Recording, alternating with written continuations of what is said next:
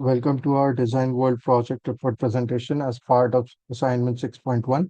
My name is Abhishek Bankar and I am presenting on behalf of our team, Group 2, whose team members are Jugal Shroff, Prajwal Patil, Rajesh Singh, under the guidance of Professor Anamika Singh. This presentation covers our comprehensive security engineering engagement for Design World, which is a multinational engineering and design firm that experienced a targeted IP theft, contracted our team to assess, harden, and validate their private cloud infrastructure. We will walk you through how each security requirement was selected based on evidence, how it was implemented, and how we empirically validated its effectiveness through penetration testing. Our total engagement time is approximately 15 minutes.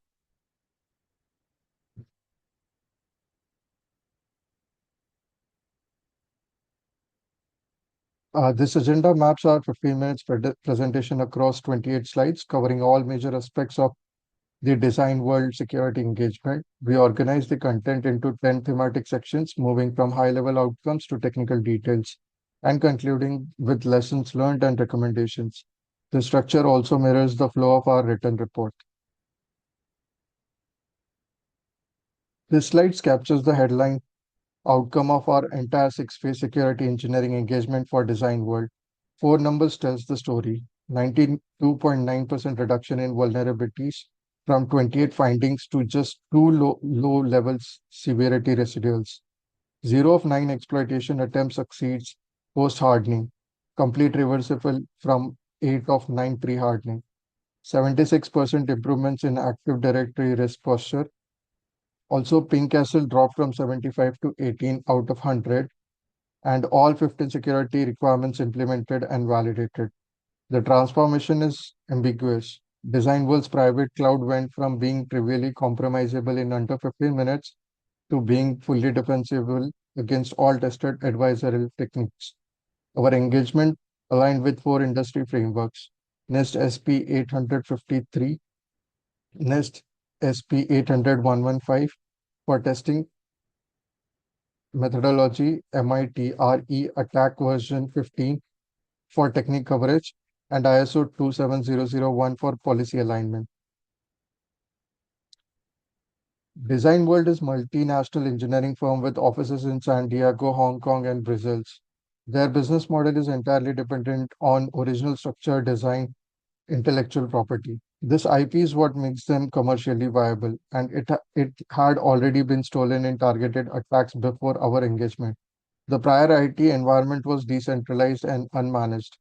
Each office ran its own systems with no centralized monitoring, no formal access control, no coordinated security programs. This created the conditions for the intrusions that promoted DW to hire our team. Our mandate was comprehensive: design, implement, assess, and harden a private cloud solution that would protect proprietary designs data across all three regional locations. The system was formally identified as Design World PCI 001, short form DWPCI 001, and achieved authorized to operate status following our hardening program. The post-hardening design world infrastructure is organized into three distinct security zones enforced by dedicated firewall policies. The external zone is the internet-facing boundary. No direct access to internal zone is ever permitted. All traffic is assumed hostile until authenticated. The DMZ zone houses the Open VPN Gateway 172.16.200.2 and the CentOS web server at 172.16.10.50. Both accept only traffic required for their designated functions, with management accesses restricted by source IP. The internal zone contains the highest value system, the domain controller, file server, and Ubuntu workstation. All critical security controls, SMB signing, credential guard, labs, NTLM v2 enforcements operate within this zone. This architecture replaced a completely flat network where there were no zone enforced and attackers could move laterally without restriction. This table documents all five in-scope systems of Design World PCI 001 infrastructure. These are exact systems that were scanned, tested, and hardened during our engagement. Two Windows servers, 2022 machines, the domain controller and file server sit in the internal zone with most comprehensive hardening stack including SMB signing, LSA protection, credential guard, and labs. The Ubuntu workstation runs OpenSSH 9.6 P1, the upgraded version that patches the regression vulnerability. The CentOS web server is the DMZ and runs the updated Apache 2.4.57 with hardened TLS and security headers. The OpenVPN gateway provides the sole authenticated entry point into the internal zone with key-based authentication only and management access restricted by IP addresses. Our team of four operated with clear differentiated professional roles that mirrors real-world red team engagements. I led the penetration testing as our exploitation framework specialist, operating impact and minimizing and authored the final report. Jugal Shroff handled reconnaissance, Nmap scanning, Nessus vulnerability assessment, and attack surface mapping. Prajwal Patil focused on web applications security using Burp and OWASP Zap to validate the Apache HTTP request smuggling vulnerability. Rajesh Singh specialized in Active Directory security, running ping castle assessment, analyzing Kerberos attack paths, and review credential security. And Professor Anamika Singh served as our client representative and observer throughout the engagement. Our vulnerability assessment used a rigorous four-phase methodology. Phase one was active direct asset discovery using Nmap 7.95 with TCP sync scanning, service version detection, and OS fingerprinting. We confirmed all five in-scope systems and identified HTTP, HTTPS, SMB, SSH, and RDP as active services. Phase 2 was automated scanning with OpenVAS as the primary scanner, supplemented by Nikto for web server testing and enum for Linux for Active Directory enumeration. Phase 4 involved false positive elimination. All high and medium findings were manually verified before inclusion in the final report. Phase 4 was risk prioritization using CVSS v3.1 scores. The bar chart shows the dramatic improvement. 12 critical and 8 high findings pre-hardening reduced to zero in both the categories post-hardening. Only two low informal residual findings remain. Now, next few slides will be presented by Rajesh. Over to you, Rajesh. Thank you, Abhishek. I will take it from here. Moving into our core technical assessment, we conducted a comprehensive vulnerability analysis of the design work infrastructure. As you can see in the pre versus post graph, our initial assessment identified 31 confirmed findings using the CVSS version 3.1 framework, which are heavily weighted towards the top with 12 critical, 8 high, 5 medium severity issues. Our methodology to identify and prioritize these risks followed a rigorous four-step process, which are assessment discovery, where we have used the Nmap for TCP sync scanning and OS fingerprinting to map the network. Vulnerability scanning, we use OpenVAS as our primary scanner, supplemented by Nikto for these web services and NM for Linux for the SMB enumeration. For false positive removal, every high and medium findings was manually verified to ensure accuracy before inclusion in this report. Risk prioritization, where finally findings were scored and ranked based on potential business impact to design world's proprietary IP.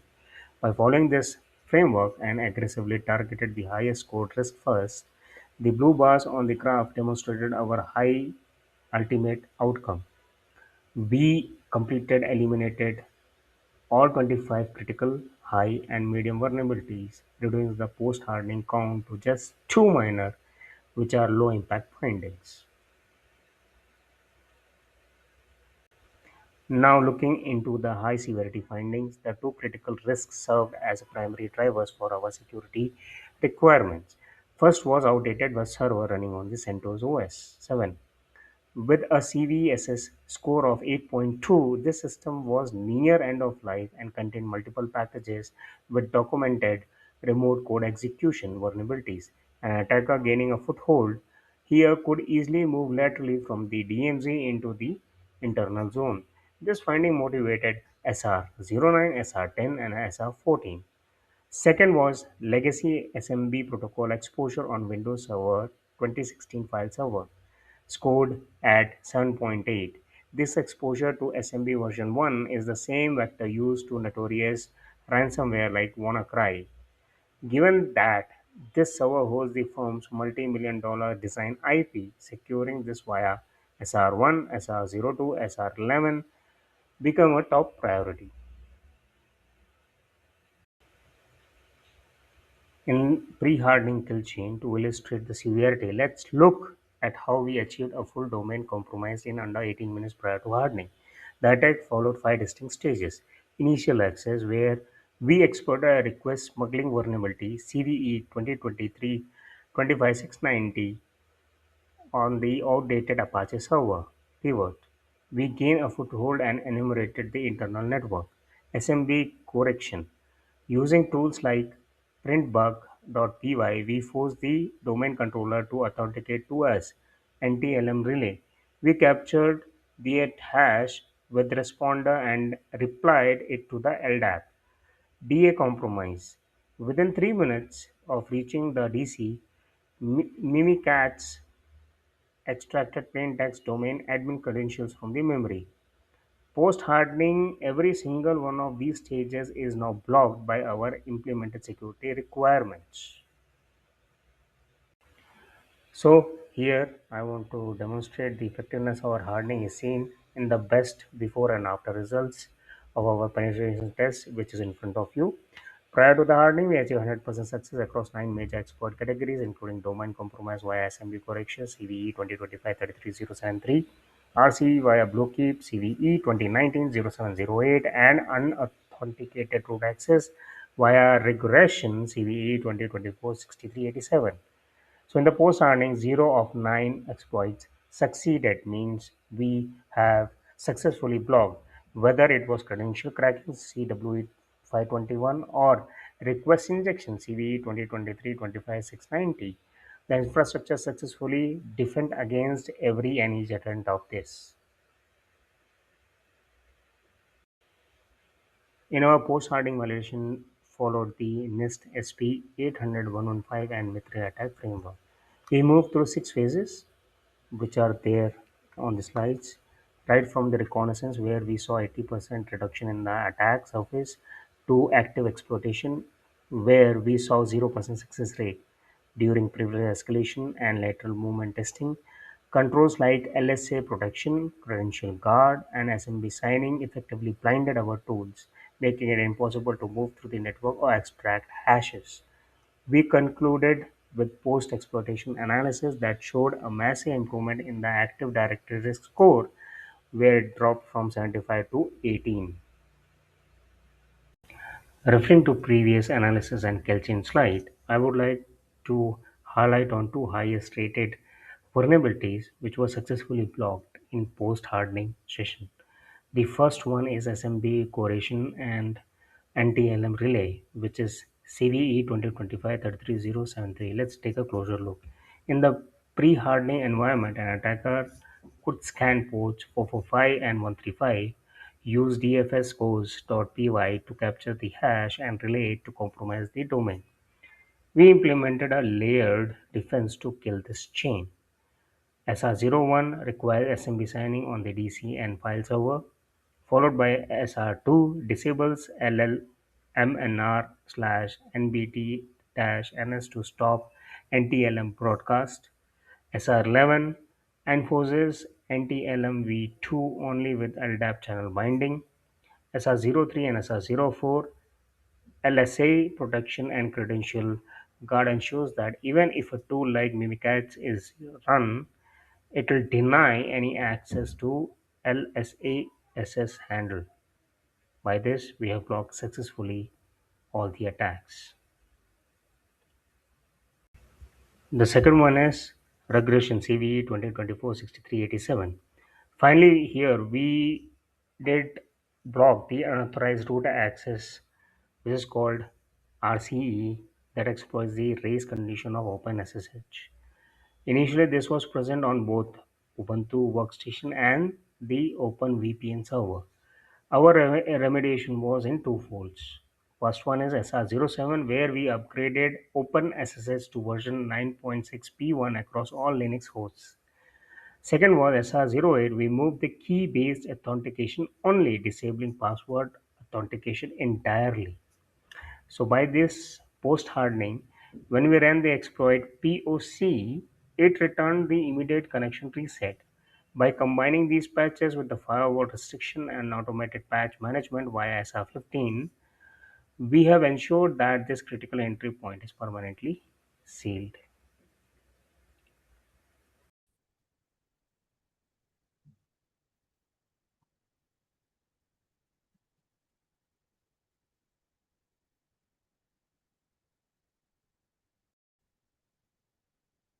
Yeah, this is Prajwal. Yeah, thanks Raj for explaining the attack flow, unauthenticated root C via open as base condition. On the this slide, we will be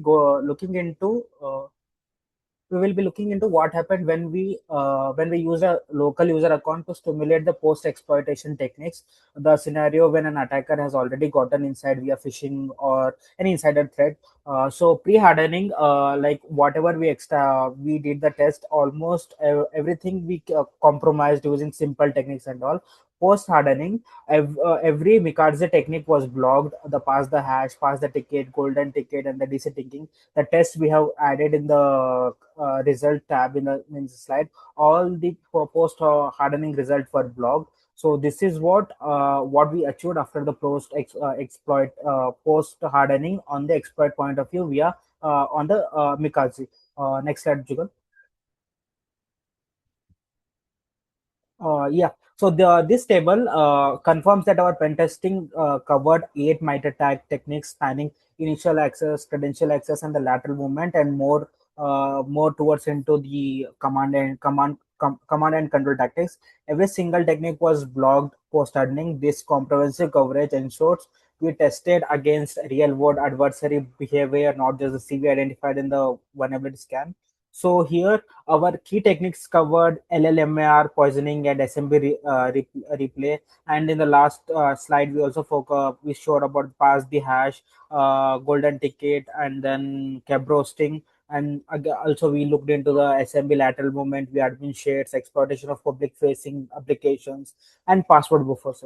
And also we got to know in the slide 14 as such exploit, which we covered as a attack flow. So this level of MITRE attack coverage is what separates through a security validation from the checkbox exercise. We weren't just rescanning witnesses, we stimulating the real adversary behavior here. So in the next slide, we were focusing, uh, we were these slides explain how we selected our 15 security requirements, what was the intellectual core of this assignment. So we did not simply list controls from the framework checklist. Each requirement was selected based on the specific evidence from the vulnerability assessment. So we organized these 15 requirements into four categories. One was credential protection, remote services, web application, and the network patching, which covers the credential protection covers 8 requirements, the largest category, because credential based attacks were the primary pre-hardening threat. And the remote service covers 3 requirements addressing RDP, SSH, and the authentication hardening. And the web application covers 2 requirements for Apache and TLS hardening. And the network and patching covers 2 requirements for segmentation and automated patch management. So the key principle was defense in depth. We choose overlapping controls that together eliminate entire attack chain, not just individual vulnerability fixes. So in the next slide, SR01 to SR05, this shows about the credential attack chain. So these 5 requirements together close the credential based attack chain that was primarily pre-hardening threat to design world. So SR01 SMB signing required via GPU on the domain controller and the file server. So we validated it, and the returning status was status access denied. And similarly, we followed both thing, and almost for all we got we all the 5 we have passed. The test cases were through. So yeah. So on the next slide, SR06 to SR15. This covers the remote web application and the infrastructure related uh, requirements, security requirements. We implemented and validated all. As this slide covers, and it shows like all these test cases requirements were passed. So the remote services blocked Bewley by filtering port 3381 and enforcing NLA, and SR07 upgraded OpenSSH to 9.6, blocking the attack like OpenSSH race condition attack, and the SR08 disabled password based SSH entirely. And we looked into web application based primarily on the Apache as well as TLS. So in Apache, we upgraded it to 2.4.57, eliminating the HTTP request smuggling vulnerability, and we disabled TLS 1.0 and 1.1, which are more core of the uh, like most of the vulnerabilities are occurring on them. And then authentication SR 11 for focuses on the authentication related, like NTLM version 2 only accepts the domain. So SR 12 eliminated all Kerberos related service accounts by migrating to group managed services accounts. And in SR14 in SR14, based on the infrastructure, we established the three zones firewall architecture, and SR15 deployed the WOS automated patching and the defined SLA timings. In the next slide, this shows the statistical analysis measuring the security requirement, the exploit success rate, and the MTTC analysis and CVSS correlation. So the bar chart shows the exploit success rate by category. The pre-hardening, four of the five categories had 100% success rates. Web application at 50%. Post-hardening, all five categories at zero. So this is what which affects, and this proves that after post hardening, uh, we almost validated all the test. We almost validated all the experts, and we managed to deny them. We managed to we managed to catch all the experts here. So here and also the mean time to compromise MTTC table shows pre-hardening compromise timing ranging from 8 minutes for Ubuntu workstation to 22 minutes for a web server. The post-hardening, no compromise was achieved with 45 minutes testing window. So this shows what we have done, and this reflects the success of this project. And the CVS correlation finding in significant pre-hardening, we measured a Pearson of zero point 0.8 between CVS score and exploit success. The strong positive correlation confirming the CVS is a valid predictor of the exploitability. Post hardening, this correlation was eliminated by the design because no CVSs greater than 7 findings exist on this host. So this validates our CVSs prioritized redemption strategy as an effective approach. In the next slide, thanks, Yugal. So here we are focusing on this. This shows us the ping castle active directory assessment. So one of the powerful metrics which our report shows, because it gives the holistic view of the domain security health. So pre-hardening, the domain score was 75, as you see in the slide, out of 400, and the categorized as a high risk. This reflected 4 stable service accounts, absent labs deployment, admin SD holder, the misconfiguration, and LTLM V1 enabled. So that was which due to the high risk of our design work. And after the post hardening, the risk score dropped 18.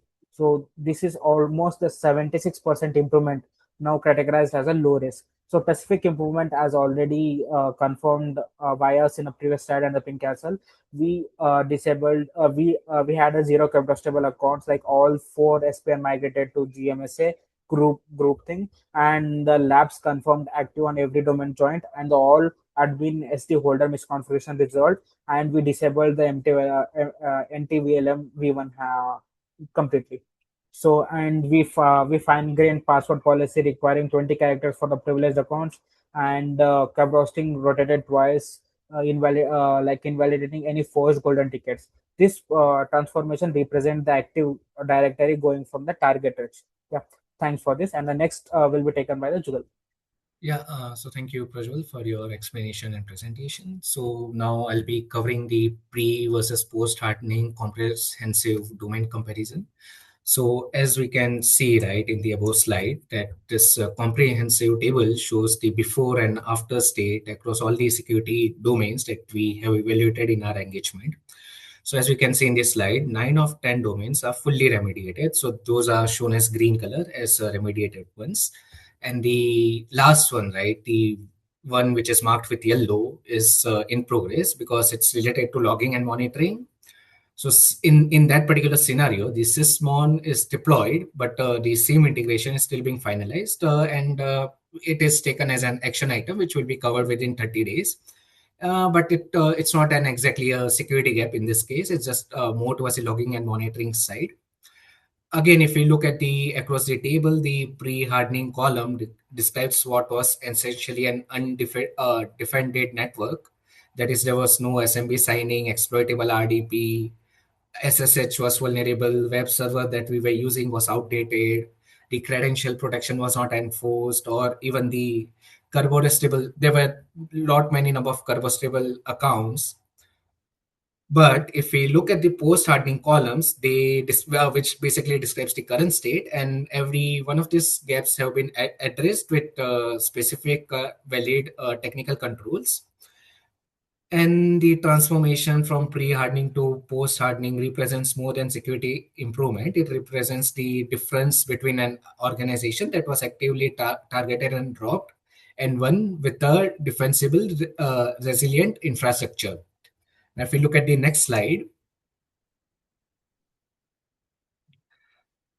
so next slide talks about the NIST SP 853 control implementation status. So in total, there were 19 controls, which we divided across 5 control families, and they are aligned with moderate impact baseline. So the pre-chart shows that 17 of 19, the pie chart shows 17 of 19 controls are fully implemented, and one is planned within 30 days and one is partially implemented. So the fully implemented controls, as you can see in this slide, comes under the family of access control, audit and accountability, configuration management, identity and identification and authentication, system and communication protection, etc. And every control within these families have been deployed, and it's confirmed that they are operational. The only family which is incomplete is system integrity, that is the malicious code protection, the EDR solution, which is planned for deployment within 30 days. And the system monitoring, as we discussed in the previous slide, is partially implemented since we have already deployed Sysmon, but the SIEM integration is still in progress. So with this, we can conclude that the control coverage meets the NIST SP 853 moderate impact baseline across all the tested families, which is a formal conclusion that is stated in our ISSP. Now, the next slide talks about the ISSP security policies, data classification, and patch SLAs. And this shows the governance framework that is used for formalizing the hardened security baseline. So the ISSP establishes 2 foundational policies beyond the technical control. One is the data classification and one is the patch management SLA. Data classification establishes 4 tiers. That is the restricted covers design IP. The original structured designs that are DW's primary commercial asset. This require encryption at rest and in transit and cannot be transferred externally without ISSO approval. Confidential covers business data. Internal use covers operational documentation, and the public covers marketing material. So this all the 4 categories we can see over this slide. Now, coming to the patch management SLA, the patch management SLA policy was created directly in response to the pre-hardening finding of 12 unpatched critical CVEs. The policy now mandates that critical severity patches within 24 hours. High should be patched within 7 days, and medium should be patched within 30 days, and low within next maintenance window. WSUS enforces automated compliance for Windows, and scheduled package manager updates do the same for Linux. This governance policies basically ensures the technical security baseline achieved through hardening is maintained over time. Now we'll go to the next slide. So in the next slide, we'll talk about the residual, two of the residual findings which found out, and they are basically are low and informational findings, and they possess no immediate risk, but they still need to be remediated as a part of security process. So when we talk about the first residual finding, so that is the Apache version disclosure. So it is scored as 3.1, which is a very fairly low severity score. The Apache version is string is visible in the HTTP response header, and hence this has been included as one of the residual findings.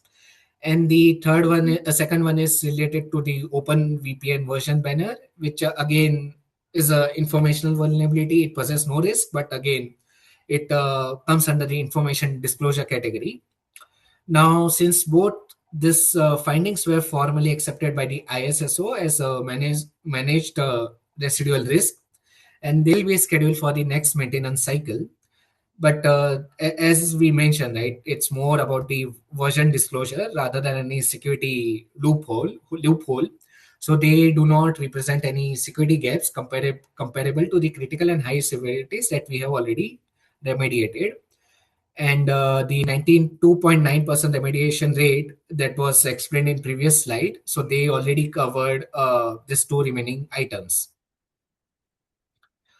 Now, when we talk about the next slide, it is about the 13-point continuous improvement roadmap, and across how do we divide the security process across three different categories. So the first one is that should be resolved before 30 days. The second category belongs to the medium category, which should be resolved within between 30 to 90 days, and the last one is the ongoing ones. So if we look at the within 30 days, the critical action items are SIEM integration and EDI employment. Even though Sysmon is deployed, but we still need to have a centralized log correlation for detecting sophisticated threats. Now, if you look at the within 30 to 90 days period, it includes network traffic monitoring like net flow on firewall choke points, which can be used to add detection capability for lateral movement. And the ongoing is basically the pen testing that we keep on doing as a part of daily SDLC cycle. Now, coming to the next slide. So, what all things did we learn? So, there are six key takeaways from the design world security engagement that we did. So, one is the CVSS prioritization. So, the strong pre-hardening correlation between CVSS score and exploit success validates using CVSS to prioritize remediation. This is not just industry guidance, but we have empirical data to support it. Second one is architecture alone is not security.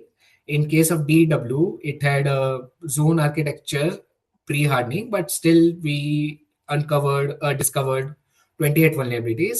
So basically, architecture creates the foundation, but rigorous security operation still is required to maintain it. Third one is attack chains always require layered defenses. We cannot fix SMB relay with one control, for example. We need SMB signing, LLMNR disabled, LSA protection, credential guard, and etc.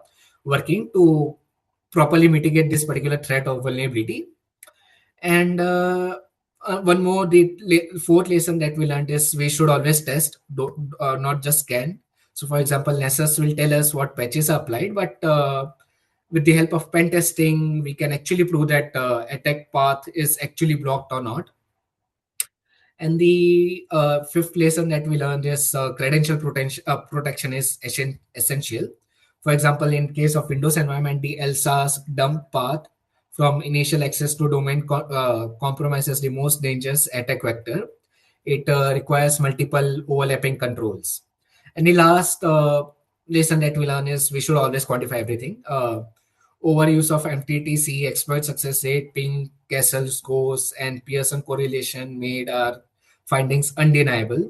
So this is mostly more towards convincing the managerial side and explaining them how much risky the vulnerabilities or exploits are currently, and they help in driving the decisions.